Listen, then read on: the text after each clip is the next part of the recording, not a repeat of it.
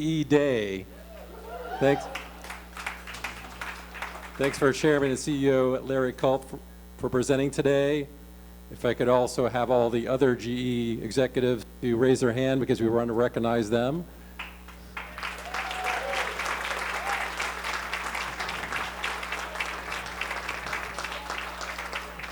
We thank you for all you do for Cincinnati and the world, and in flight and everything you do supporting the community. We look forward to your talk a little bit later.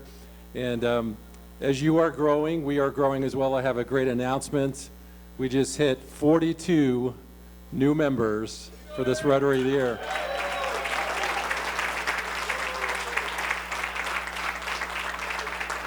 So as you remember, that was our goal for this year. We're in April. We can still bring in more. So let's make this year a success. I'm looking forward to Lisa taking over and then add after that. And I know Lisa's going to knock that number up way higher, so. Triple it. I heard it here. So we are one of the oldest clubs in the world. Club number 17 has been around since 1910. And we are not the old Rotary Club. As you can see, we've added a new design here. Thanks to Sarah Patterson for making that happen. We're going to get risers. We're going to get all sorts of bells and whistles. And we want to remain at the View because it's a beautiful spot. And look forward to today's meeting. We're going to kick it off by Brad Brentsetter, kicking it off with the national anthem.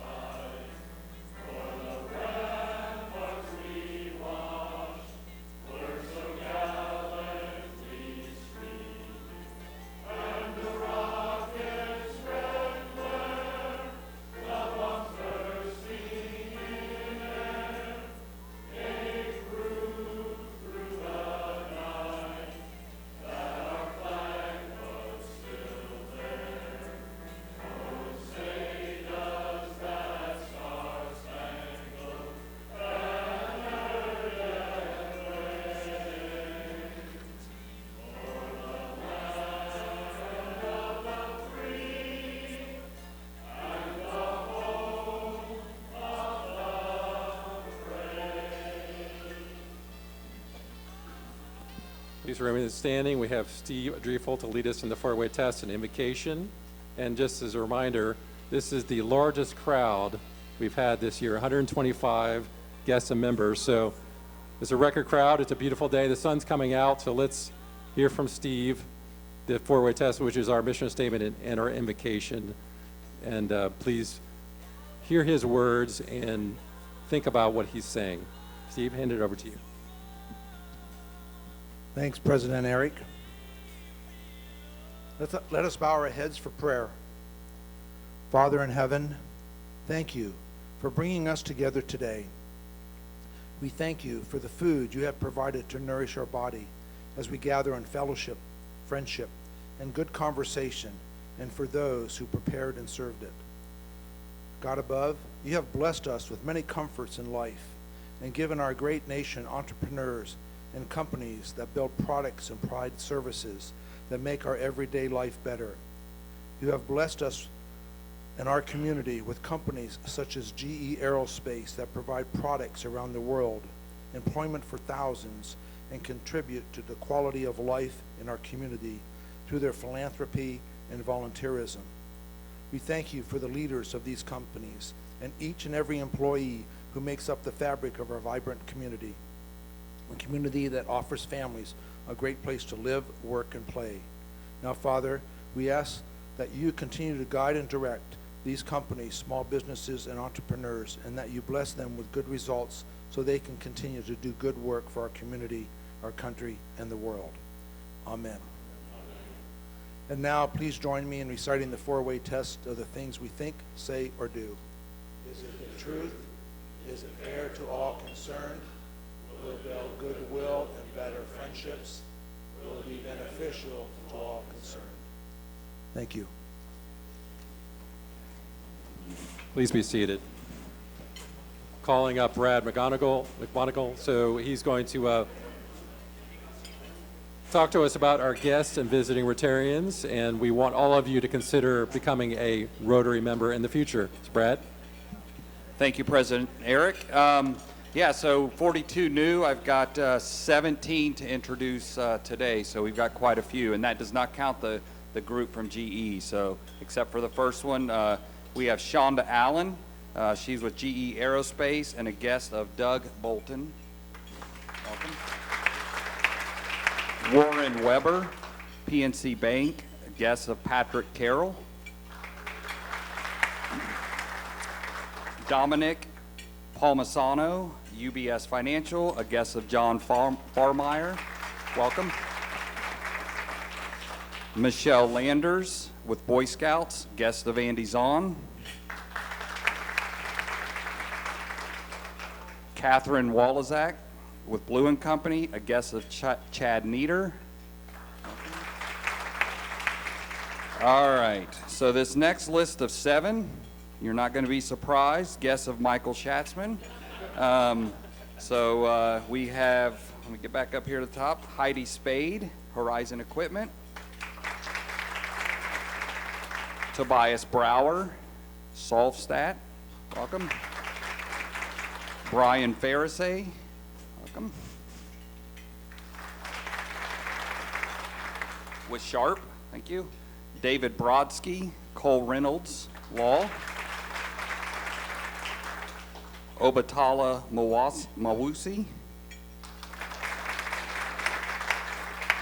Lisa Lemon, welcome. And Tony Lavatori with, okay, just like the bathroom. All right, Lavatori with Freestore Food Bank. Welcome. All right, Doug Bierk, guest of Chuck Martz. Welcome, Doug. All right, Dr. Gary Pies, guest of Eric Petway. There he is. Frank Risciardi, guest of Anthony Risciardi. Welcome. Carl Satterwhite, guest of Mark Smith. Welcome. Tiffany Hallman, Girl Scouts of Western Ohio, guest of Carol Cerrone. And Alex Coolidge, he is here with the Cincinnati Enquirer. So welcome, everybody, and we hope you do come back. Turn it back over to Eric. Thanks, Brad. Good, Brad.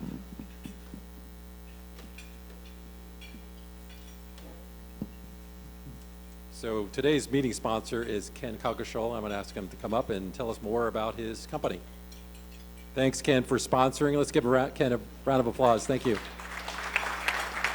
Thanks, President Eric. My name is Ken Coggeshall. I am the Executive Director of the Association of Fundraising Professionals for the Greater Cincinnati Chapter. And just to put your minds at ease, no, I did not bring my guitar today, so you can just all relax. So for those of you who don't know about AFP, AFP is a membership organization that exists to provide training, expertise, networking opportunities for professional fundraisers in the nonprofit realm.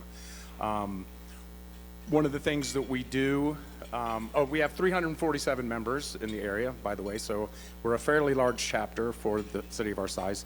One of the things we do each year is we host a National Philanthropy Day luncheon.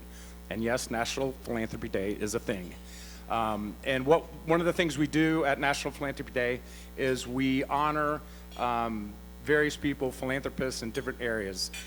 We have Philanthropist of the Year, we have Lifetime Achievement in Philanthropy, Youth Philanthropist, Organizational Philanthropy, and I'm missing one here. Oh, Volunteer of the Year. So if you know anybody that might fit into one of these categories and you would like to nominate them to have them honored at this year's lunch, which will be November 20th at Music Hall, then see me, pick up my card back there, and reach out to us. We're always looking for nominees. If you're also interested in membership or sponsorship or further information about AFP, either come see me or grab one of my cards and I will be happy to talk to you. Thank you very much. Thanks, Ken, and thanks for sponsoring. It's my pleasure to bring up Lisa Lucas to talk about Rotary Due Days. The success of Rotary Due Days is a citywide, multi-day volunteer opportunity. We would love to we've already started dialogue with GE Aerospace, and we'd love to continue our dialogue to have you join our great Rotary Due Days in the fall. So I'll turn it up to Lisa, and she'll update us on Rotary Due Days. Thank you. And I'd like to thank Sarah for inviting me to speak today in front of the largest Rotary meeting to help kick off Due Days. I also would like to acknowledge longtime Rotary member Kelly Mahan, who is my counterpart with Due Days as a co-chair. She's traveling with her family this week, so couldn't be here. But just know that we are your Due Days team for 2025. For those of you who are not aware of what Due Days is, it is the largest service initiative that the Rotary Club of Cincinnati does each year, and it has the funny little name of Due Days, because that's what we do. We get out into the community and we help organizations. It's an annual 3-day volunteer event held each October, and what we do is we bring together hundreds of volunteers from around the city and match them up with nonprofit organizations to help them complete projects. It's designed to foster collaboration, promote civic engagement, and deliver real, measurable impact where it's needed most. Rotary Club is responsible for recruiting and matching volunteers for these 40 projects, for these organizations. And volunteers can come from anywhere. They can be part of an employee group that wants to get together to give back, a civic or a church group, or just individuals who want to get more involved. Since its inception 3 years ago, Rotary Due Days has mobilized over 1,500 volunteers, contributing more than 7,500 hours of service to over 100 nonprofit projects across Greater Cincinnati. This year's event, thanks. This year's event will be happening October 16th, 17th, and 18th, and our committee has already been hard at work recruiting corporate partners to volunteer. They've been vetting nonprofit projects and starting to match them up with volunteers. We've also been pitching corporate sponsors to make this the most successful Due Days yet. And Due Days has projects for everyone. We have stuffing envelopes. We have sorting clothes with Dress for Success. You could be landscaping or painting. Last year, I was at St. Vincent de Paul helping neighbors shop in their free grocery store that they have. So there's something for everyone and a wide variety of opportunities.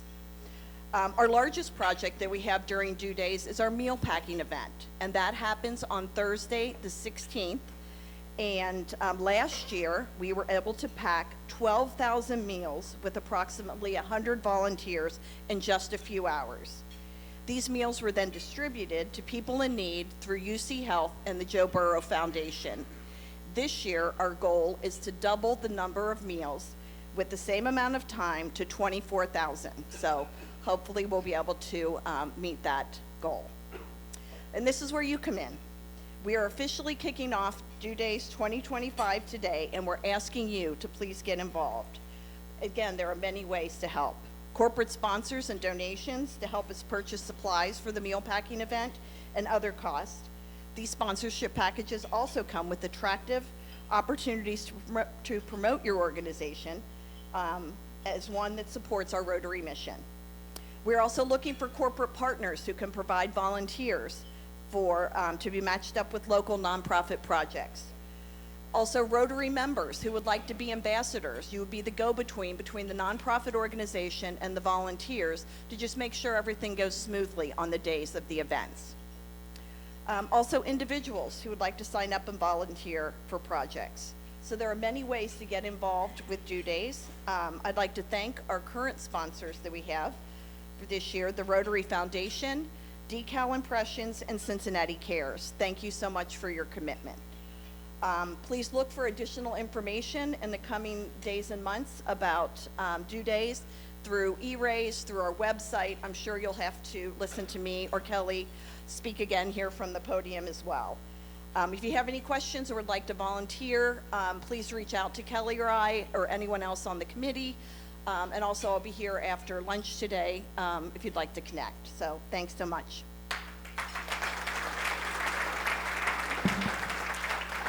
Thanks, Lisa.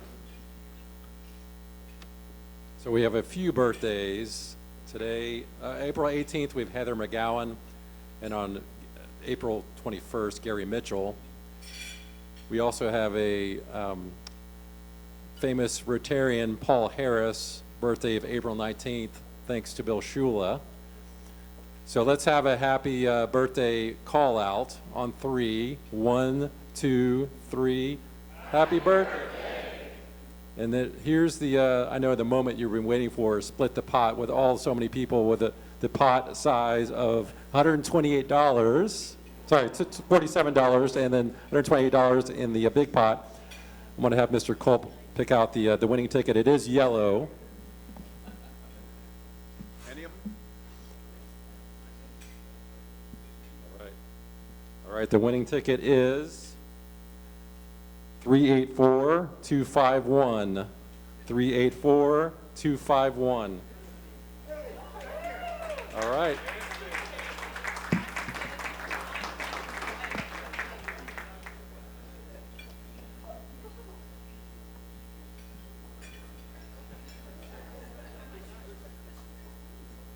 Let's see if she wins the Queen of Hearts.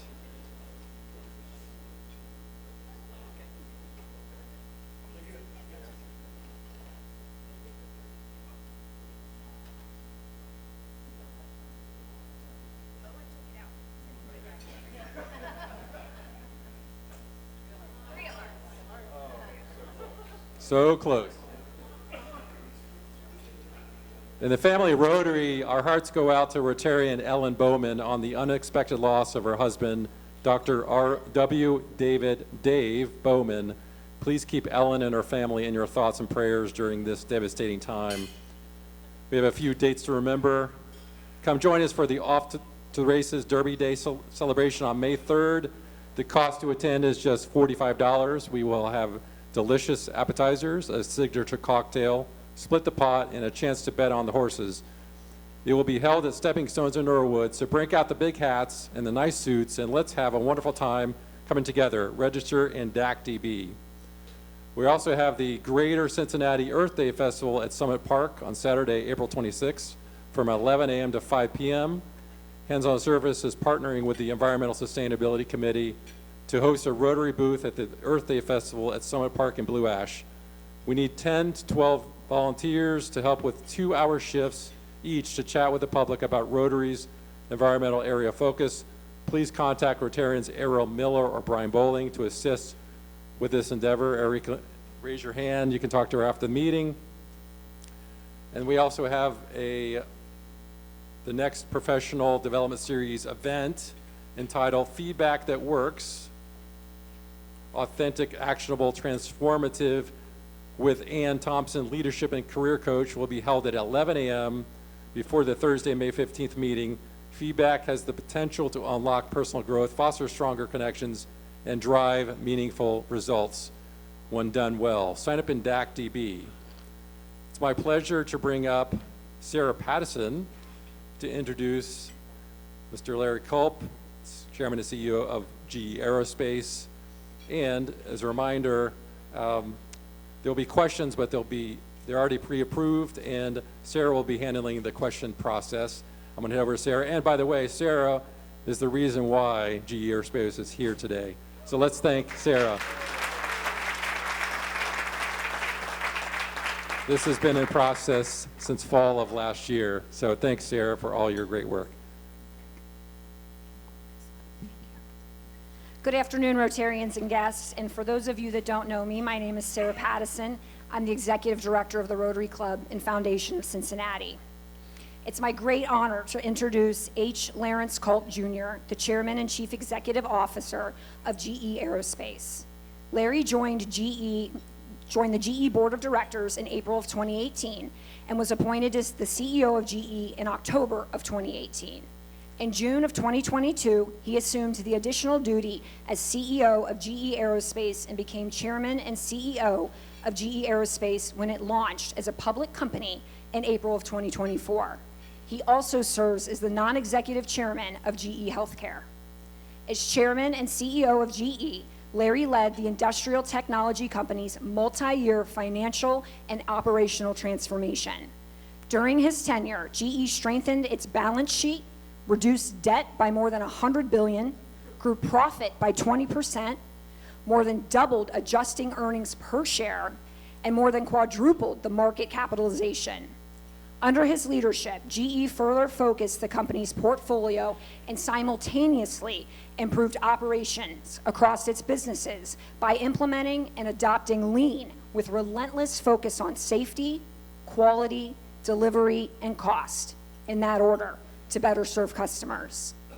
These efforts build a strong foundation for the successful creation of 3 independent, investment-grade public companies, GE Healthcare, GE Verona, and GE Aerospace, that to date collectively have increased shareholder value nearly 5-fold. Each company is an industry leader with more than $19 billion in annual revenue, extensive global installed bases, and a strong service orientation. Prior to joining GE, Larry spent 25 years at Danaher Corporation, including serving as president and CEO from 2001 to 2014.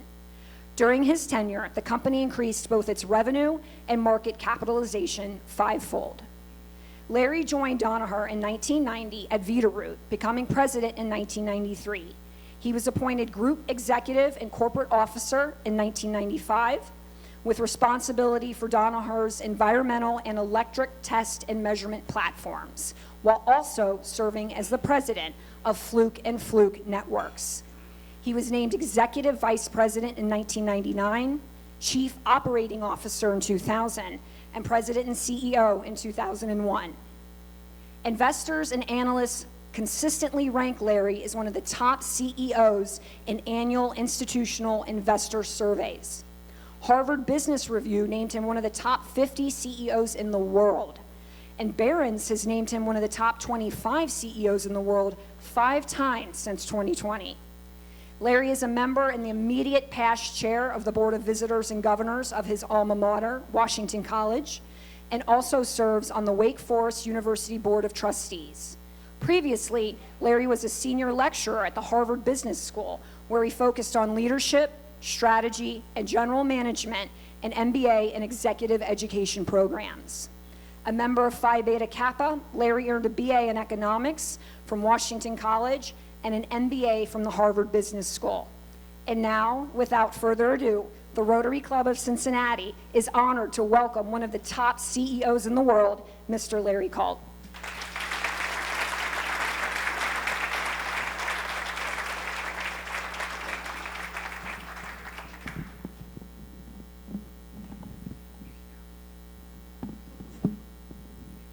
Good afternoon.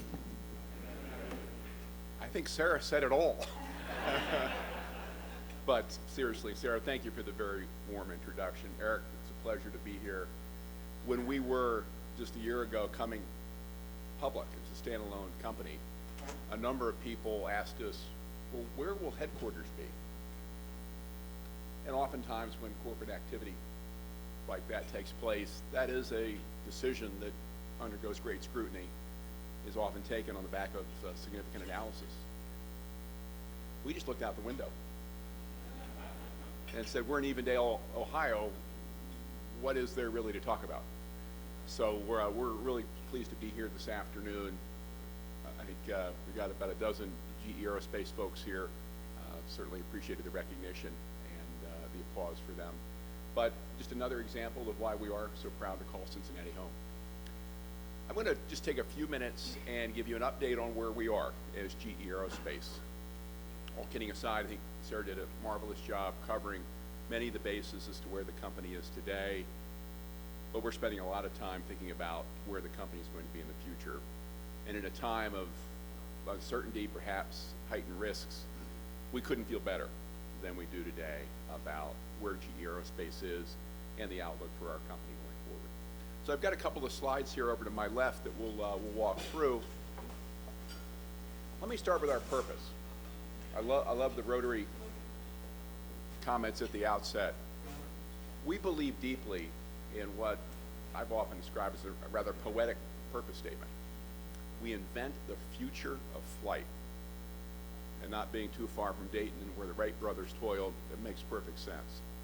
We lift people up, and we do that obviously through our propulsion technology, but we also do it in a number of ways in our communities. And we bring them home safely. And in a time when people have begun to question the safety of, you're the boss. At a time when people are asking questions about the safety of civil aviation, we know we have an incredibly important role to play.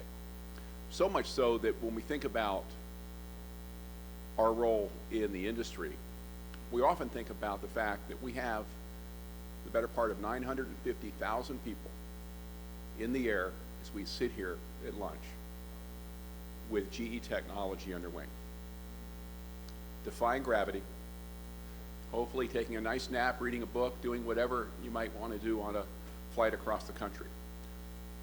Our engines are under the wings of 3/4 of the world's commercial airlines. We also have a sizable footprint in the defense sector, primarily here in the U.S., as you might imagine. Nearly 2/3 of our country's combat forces, when they're in the air, are relying on our technology. So we have an important role to play, particularly with regard to safety, and again, something we take very seriously at GE Aerospace. I thought a little music might liven things up. This is a company that has led through generations. I know a number of you have followed the company probably longer than I have. I won't take you through all of the various platforms that we have developed over time, be it in the narrow body space, think of the Boeing 737.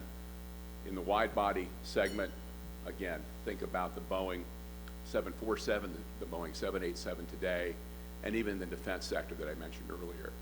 Whether it was technology that came to market in the 1980s, that built our experience base up and then informed what we're flying today, let alone the engines that will propel the aircraft that none of us have seen, but that will come to market and that we'll all fly on, say, in the 2035, 2040 timeframe. This is how we invent the future of flight. And because of that sizable installed base, because of the fact that we have so many technical experts across the domain working here in Southern Ohio, working together around the world, we take full advantage of that experience, that unparalleled installed base, to push forward. You might think about the airplanes that we haven't seen yet, airplanes to come. As we've seen, as we look past, we look forward to know that those planes will come to market when our engines are ready.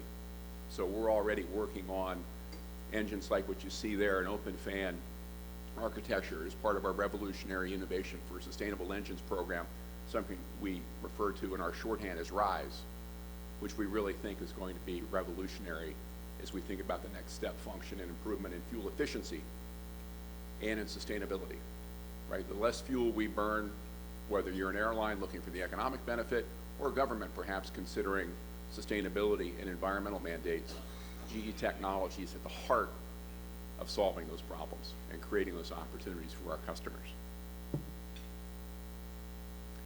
This is a slide we use internally. It's not something we take on the outside very often. It really describes our operating model.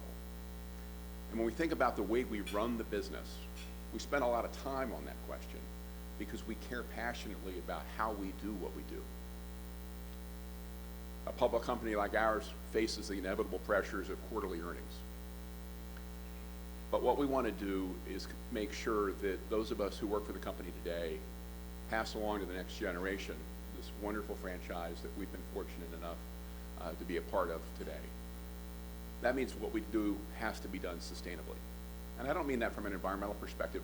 We just need to make sure that what we do, we can do all the time and do it well with everybody focused on the same set of objectives, which is why we spend so much time on strategy. And our strategy in a public setting can be summarized very simply. Today, tomorrow, and the future. Today, we want to make sure that every airline that flies our engines, every warfighter that's out there depending on us, has the highest level of support and service. And we think we are industry leaders in that regard. In fact, over 70% of our revenues, fun fact about GE Aerospace, 70% of our revenues come in the aftermarket. Come not from selling new jet engines, but from supporting our customers for the life cycle of those engines, which is often measured in decades. When we talk about tomorrow, it's all about technologies that we are manufacturing at scale today that are part of the remarkable backlog that both Boeing and Airbus, for example, enjoy. If any of you were in the market for a new 737 narrow body, unfortunately, Boeing would not be able to deliver that to you probably until 2030, 2031. That's how significant the backlog is in this industry. So there's a lot of pressure on Boeing, on Airbus as well, and in turn us, to make sure that we're building at a high quality level more engines literally month in, month out. So we need to make sure that we're preparing with our airframers to deliver on tomorrow's fleet, all the while, again, making sure that we are truly inventing the future of flight, investing in technology today, which will be part of our product portfolio going forward. But strategy is just strategy, right? It's just talk. It might be PowerPoint, unless we're able to implement. And that's where Flight Deck comes in. Sarah mentioned our commitment to lean. When we came public last April, we also went through a branding exercise with respect to our lean operating model, which we call Flight Deck. Flight Deck, you think about a cockpit in an aircraft, this is the way we manage. This is the way we lead. And we're focused on a number of core principles here, all of which are really focused on making sure that we take very good care of the customer, that we drive continuous improvement with an eye toward the elimination of waste, and we have any and every place across our company the utmost respect for our people, and we treat each other well regardless of title, regardless of station. And that's how we implement strategy, and that's how we do so sustainably. And what we watch are really four areas of key performance indicators, if you will. First and foremost is the operational. Are we driving improvements in safety, quality, delivery, and cost? Sarah mentioned that earlier. Not focused on the financials just yet, but the underlying operating reality that our teams and our customers recognize every day. If we do that right, then the financials tend to tag along. And all the while, we want to make sure we're not falling prey to that quarterly pressure, again, that public companies often face. Are we making sure that we're working on what you see on the slide here, our Hoshin Kanri, which is really Japanese for guiding light. That's where we talk about the small handful of strategic breakthroughs that we know are going to be critical for our company to lead into the next generation. But most importantly is that blue circle that you see around the operational, financial, and the Hoshin indicators, and that's our culture. We get our culture right. There's nothing that we can't do. There's nothing that we cannot do for both our airline customers and our defense customers. So that's the operating model. That's how we do what we do. This is GE Aerospace. A number of key statistics here. I'll just draw out a few. We've got 53,000 people working for the company today. The better part of 11,000 of those here in Southern Ohio. Again, headquarters in Evendale. We've got a significant manufacturing cluster just north in Dayton. And out in Peebles is our global test facility where if you're anywhere close to the campus, you know when we're testing jet engines. That's why we're off on a campus that is a little hard to reach. A tremendous footprint here with respect to our supply base, nearly 900 suppliers throughout Ohio help us do what we do day in and day out, and that in turn drives what is a nearly $2 billion spend across our company. When you think about a jet engine, one thing I'd love for you to take from today's lunch, there's no one technology that makes it all possible. You see a list of different capabilities there in the lower left of the slide. I won't read them off.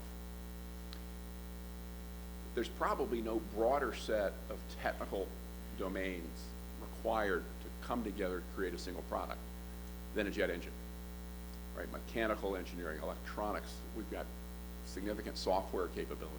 What we do in material science is second to none. And if we don't do all of that, we don't do all of that well, if we don't do all of that in concert, we don't have the market position that we enjoy today.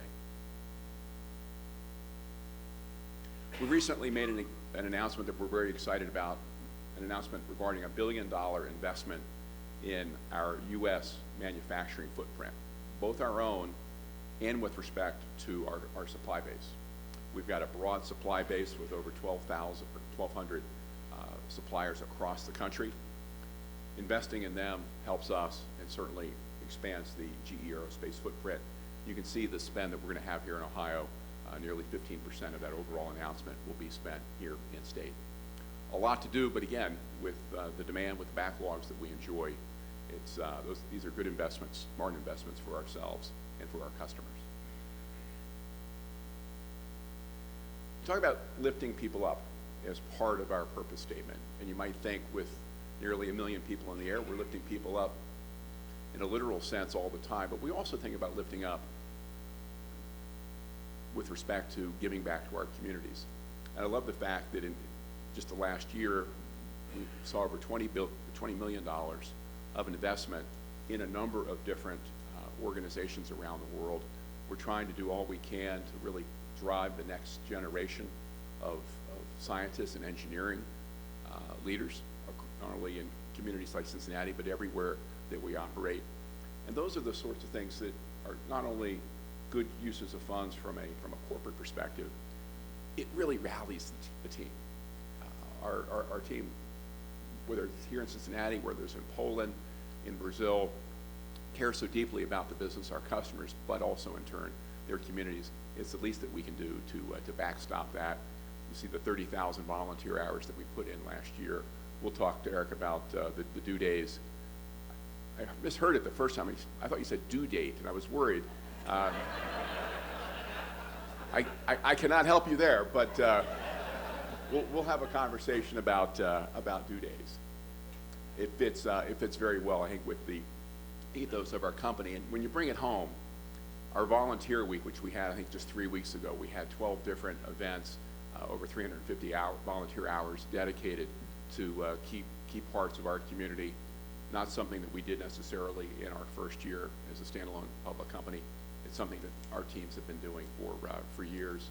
The manufacturing fund there at the United Way, $1 million grant there to really make sure that we're stoking the capabilities here in our community. We'll continue to help Southern Ohio be a leader in aerospace technology for years to come. So a lot of good work in the community. I mentioned our launch a year ago. We use this phrase, "we were meant to fly." It's really our rallying cry. We know we come from a rich history. If you go back to the earliest days of the General Electric Company, you go back to a gentleman by the name of Thomas Edison. We have Thomas Edison's desk at our Global Research Center in Niskayuna, New York. I know when I joined the company in 2018, someone said to me, "Well, you've got Edison's job now." Makes you feel good on your first day of work. What have I gotten myself into? But you see Edison's curiosity. You see Edison's passion for what hasn't been imagined yet. You see Edison's penchant for experimentation throughout our company. And it's been a challenging few years in some respects for all of us, really, clearly, during the course of the pandemic. But what we found as we were beginning to come out of the pandemic, GE was still a great company. In fact, GE was 3 great companies. And times change, and it was a fundamentally straightforward decision for our board to take to go through a 2-step process that launched, as Sarah indicated in the open, GE Vernova, a US-based global leader in energy systems, primarily gas turbines. GE Healthcare, clearly the U.S. leader in imaging and related technologies in both diagnostics and in treatment, and our little business up the road here in Evendale, Ohio. So a lot's changed for us in many respects. We have an independent board of directors. We've got a shareholder base now that wakes up and thinks about nothing but what we do day in and day out. And that's all good, because we get additional leadership support from the board, we get scrutiny, but also input from our investors to help us go forward. We had a wonderful night last night. We were at the Music Hall celebrating our first inaugural Altitude Awards. There's a lot that we did in the run-up to the actual spin, the first shares trading on the New York Stock Exchange last April. We don't want that enthusiasm to fade. So we had over 70 of our real stars together with their friends and family last night, where we just celebrated all that they're doing to propel GE Aerospace forward, particularly with respect to our cultural aspirations around innovation, around talent, and the like. So it's an exciting time for our company, and I really appreciate, again, everybody's interest in where GE Aerospace is today, more importantly, where we're headed in the future. So hopefully it's a good introduction or a reintroduction to the little company up the road. Thank you.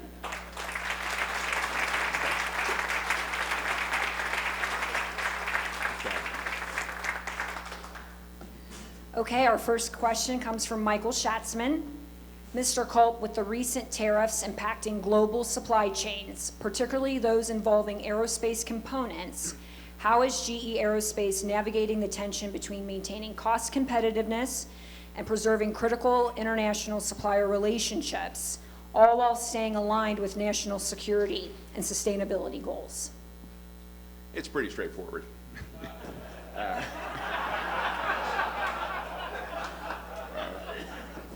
We were joking earlier, I was born in Washington, D.C., and I don't think I've been back to Washington, D.C. as much as I have the last 90 days, because there's a lot going on. I think our view, fundamentally, is that we're all in on American competitiveness. We're all in on American manufacturing. But with the current tariffs that are in place, and perhaps the tariffs to come, given the pause, we're really working what I would call a 3+1 strategy. First and foremost, we want to make sure we really understand how our footprint operates in this new regime. There are a number of mechanisms that we really have not availed ourselves of in the past. Duty drawbacks, where we might incur a tariff on an inbound transaction, but an opportunity to recoup it when we export that engine to, say, British Air, for example, or Lufthansa. So those are things that we're quickly getting smart about to make sure that we understand operationally what we should do. I'd say, secondly, we are going through a process of just making sure that at a time of some uncertainty, we're not spending any money that we shouldn't be. Now, we are going to spend more money in a host of areas in 2025 than we did in 2024, but it's just a time, and I think most of us are probably doing this, just being smart about expenses so that if we need to offset some of that tariff pressure that we do so. And I'd say third, where we can, we're going to pass along some of these additional costs through pricing to our customers.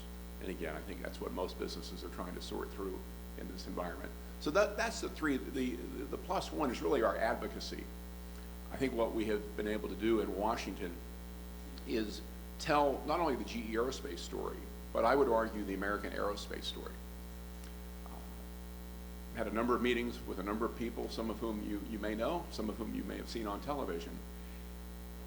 The U.S. enjoys a $75 billion annual trade surplus in aerospace. That's pretty good, right? I'm not sure everybody has been cognizant of that fact. A lot of that rests on the 1979 Civil Aviation Agreement, which really provides for tariff-free, friction-free trade across the Atlantic in both directions. So that's an arrangement that I think is, again, consistent with the administration's intent with respect to tariffs. It has worked amazingly well, not only for our company, but our country. And we would love to see lawmakers consider the 79 agreement as they modify whatever programs will come into effect later this year. That's really what's keeping us very busy, in addition to everything else that I mentioned. But we all have to roll with the punches, and that's the way we're going about it. Excellent. Next, we have a question from Steve Dreyful. As the aviation industry explores electrification to reduce carbon emissions, how is GE Aerospace positioning itself to lead in electric or hybrid electric propulsion technologies? Are there specific partnerships or programs you're most excited about? Well, there's a host of things that we're doing, and we had up one of the slides earlier where we were talking about our RISE program. When we talk about electric, hybrid electric, we really think we are talking about revolutionary innovation. Partnerships will be key because it will not necessarily be technology that we develop exclusively in-house.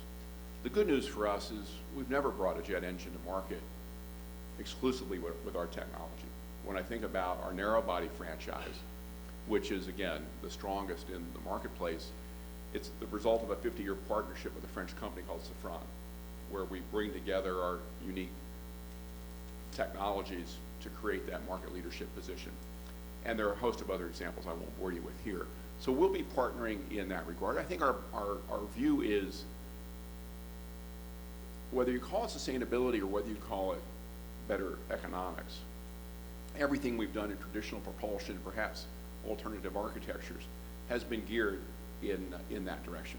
I think that gives us a real advantage. It's probably not soon that we see an all-electric narrow-body aircraft.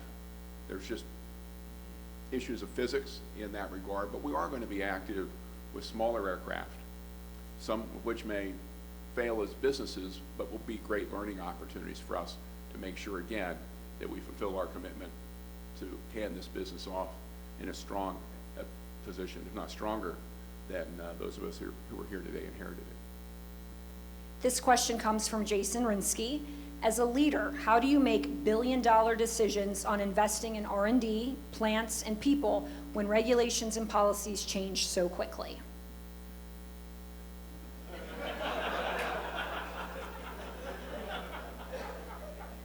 Got a few waiting for me back in the office. I think the good fortune that we have is that ours is the ultimate long cycle business.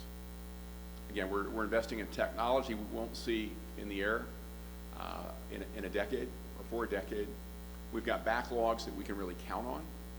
So if we were a shorter cycle business where demand could perhaps fall off quickly, I think we'd have a tougher time with those long-term bets. We're in the middle of what we call our operating week, where we bring our leaders together for an intense week of reviews as part of that operating cadence I talked about earlier. We were focused, as you would imagine, on some of these short-term disruptions, but at the same time making sure that we were continuing to invest in talent, technology, manufacturing capability with an eye toward the next 5 years. So I've been in roles like these for a long time.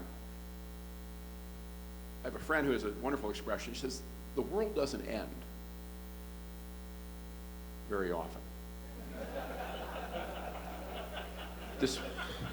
Despite forecasts or predictions to the contrary, right? And if leaders just exhale and look for opportunity, there's often opportunity in times like these. And we had a last couple of days, we've just gone to the whiteboard. And we've been working our 3+1 effort on one hand, but on the other, where are the opportunities?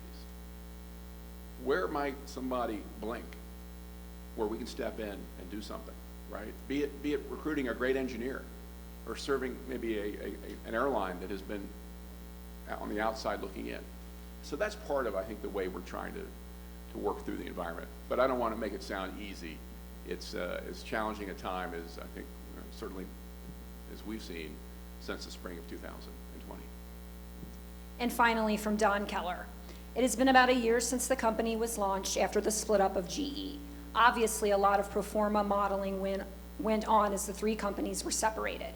From your perspective, What has been the biggest surprise on the positive side and the biggest surprise on the negative side for the business? Well, in terms of positives, I'll give you a classic answer, and then I'll tell you what I really think. I should have worded that differently. We knew as we went through this transformation that the day of the conglomerate was coming to an end, and particularly in our case. If you have three great businesses, but they're living under one roof, the equity markets don't give them full value.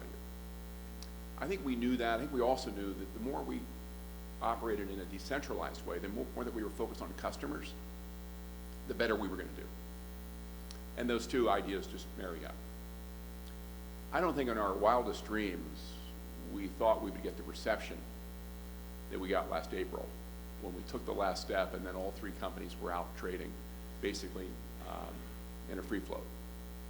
Not that we're counting, but when you tally it up, we ended up creating $250 billion of market capitalization compared to the dark days back in the fall of 2018. Now, maybe the market had undervalued us back then. It's probably true. It was easy to take that view. But I don't think we thought that the market would reward us in the way that they have. Classic CEO answer, right? A little bit of an investor, a little bit of a Wall Street view.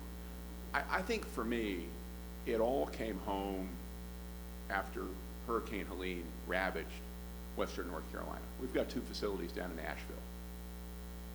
So I see Matthew Riggs is here. I didn't really know Matthew. Matthew heads up basically our disaster relief effort, both to take care of the team and to take care of the customer. And if you've been to Western North Carolina, you know there are still trees down all over the place. It's going to be a while. What Matthew and his team did in going down there, getting the team, basic supplies, getting the people taken care of, what they then did to take care of the customer through all this, it was nothing like I'd ever seen. And to me, that was one of the real highlights of 2024. It's great to go to New York, to ring the bell, the stock exchange, all of that, $250 billion. But when you see the team so expertly going down to help, when you see folks who have had homes wash away or have had neighbors go missing, look to take care of each other and keen to come back to work, take care of the customer, that's when you know you're part of something really, really special. And I'm not sure I would have fully appreciated that, absent that unfortunate situation, but I think it just spoke volumes about what our company and our team is all about. Sarah, I don't mean to duck the second part of your question, but I can't think of a negative surprise. I really can't. I went from 2 jobs to 1. Full time in this business.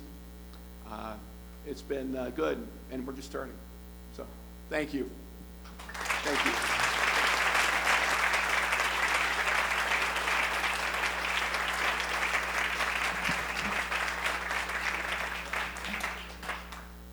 Let's have another round of applause for Mr. Larry Culp.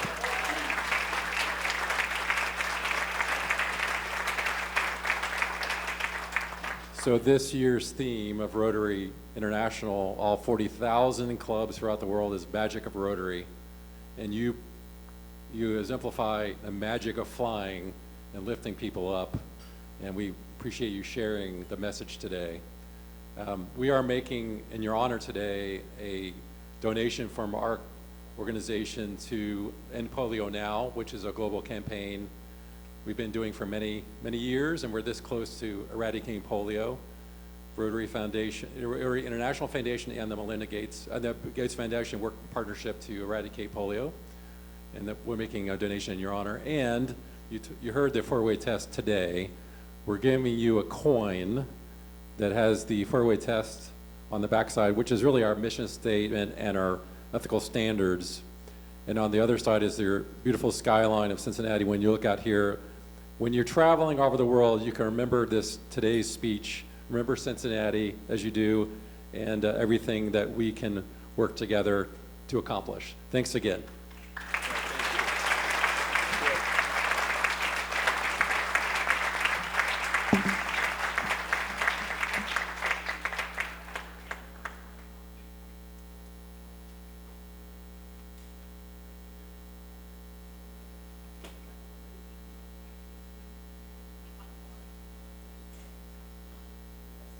So as a reminder, we do have a meeting next Thursday.